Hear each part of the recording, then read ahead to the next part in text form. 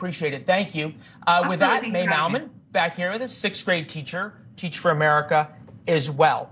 All right. At some point, right, if conservatives say they want to be able to have local control, parents should decide. Doesn't that mean if parents in LA want their children to learn about LGBTQ issues in school and want to learn about drag queens in school, they should be allowed to choose that? And if parents in Kansas don't want their kids to learn that, they should be allowed to choose that. Absolutely, I think. But that's why these fights are happening at these school boards, because parents want to be able to have their say. And I think what you're seeing is that a lot of these very liberal elite values that are being inculcated in our schools do not align with what the parents actually want. So now you've got this division, but from what the parents are asking for and what the school board, who represent not the entire body of the parents, but just a few individuals who are, maybe more highly educated. And I think it's going to be a problem. And we're not talking about whether we talk about fractions or division in sixth grade.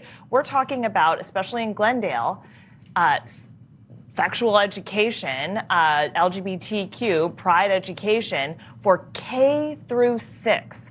The thought that I would introduce gay sexual activity to my students, I would never have thought of doing such. It would. Well, look, I guess the other side of that, right, is we looked at the sheet that Glendale put out ahead of this meeting because they claimed there was a lot of misinformation. So they said, these are our policies.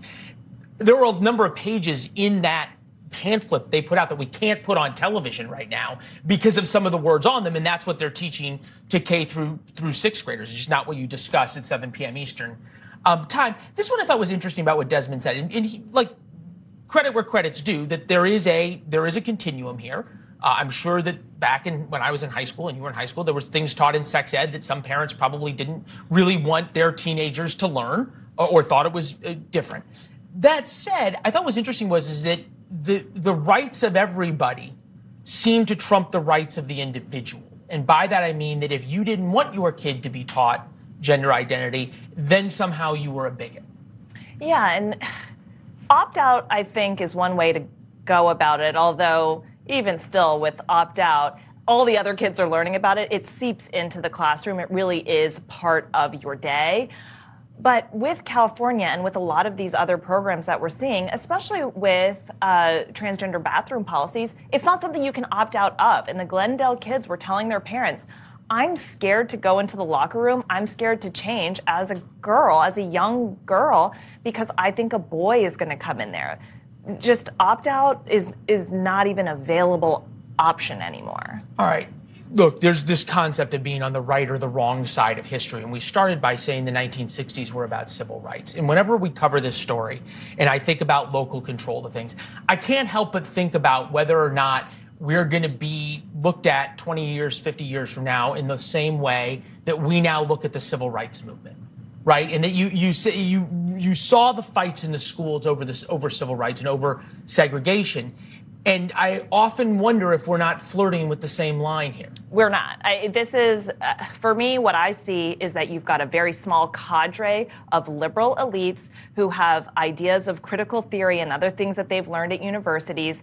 And then you've got the rest of America, including minorities. This is what we're seeing with Muslim Americans who are protesting in Maryland, Armenian Americans who are protesting in California. These Hispanic Americans in the South. Yes. Yeah. And I think as our nation gets more diverse, we actually see a greater and greater pushback. These values that are being pushed in our schools are not ones that are broadly shared, and they're going to be even less shared as our nation changes. All right, May, thank you very much. We appreciate it. It's good to see you. Good to see you. Yeah, thank you.